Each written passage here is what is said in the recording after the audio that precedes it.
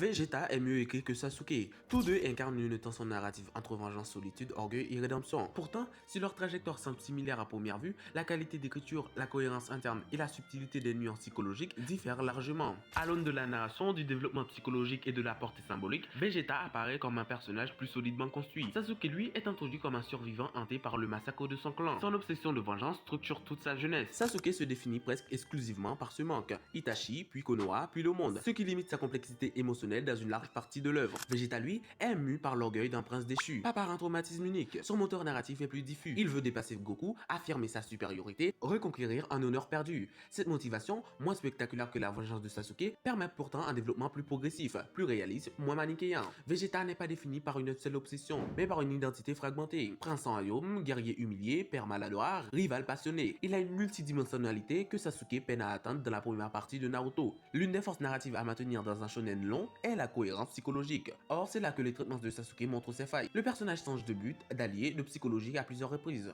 et devient père de famille sans précipiter ou peu préparer. Vegeta, au contraire, évolue lentement, douloureusement. Il ne trahit jamais son arc central, son orgueil. Il devient père, mais refuse d'être faible. Sa progression se fait par des crises successives, non pas par des retournements spectaculaires.